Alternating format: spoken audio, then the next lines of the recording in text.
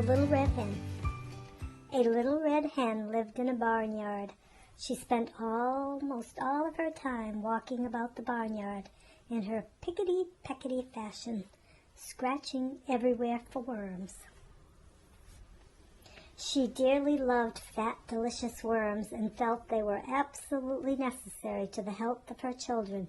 As often as she found a worm, she would call, "Chuck, chuck, chuck," to her chickies. When they were gathered about her, she would distribute choice morsels of her tidbit. A busy little body was she. A cat usually napped lazily in the barn door, not even bothering herself to scare the rat who ran here and there as he pleased. And as for the pig who lived in the sty, he did not care what happened, so long as he could eat and grow fat. One day the little red hen found a seed. It was a wheat seed, but the little red hen was so accustomed to bugs and worms that she supposed this to be some new and perhaps very delicious kind of meat.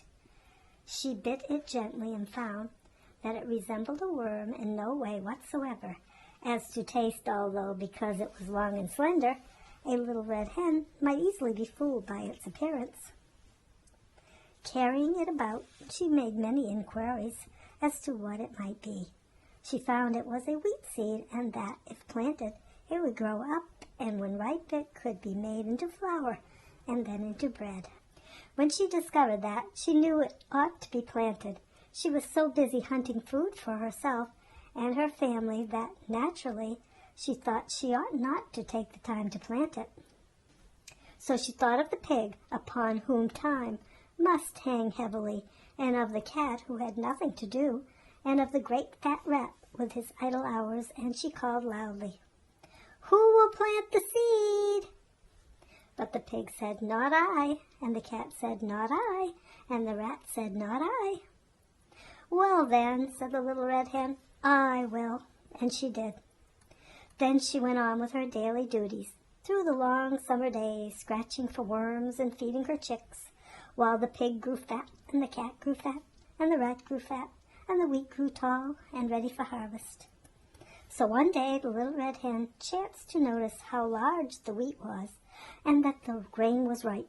So she ran about calling briskly, "Who will cut the wheat?"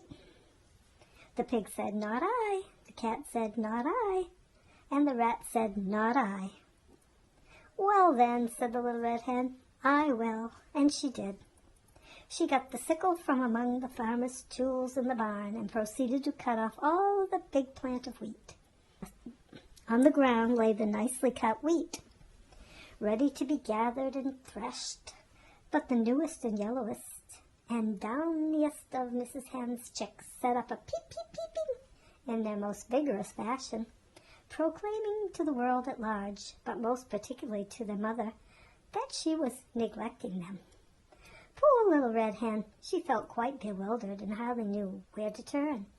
Her attention was solely divided between her duty to her children and her duty to the wheat, for which she felt responsible. So again, in her very hopeful tone, she called out, "Who will thresh the wheat?" But the pig with a grunt said, "Not I," and the cat with a meow said, "Not I," and the rat with a squeak said, "Not I." She did not know whether the bread would be fit to eat, but, joy of joys, when the lovely brown loaves came out of the oven, they were done to perfection. Then, probably because she had acquired the habit, the red hen called, "Who will eat the bread?"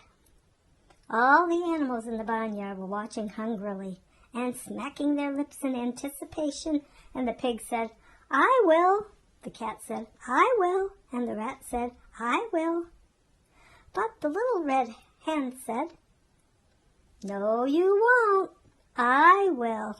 And she did. The end.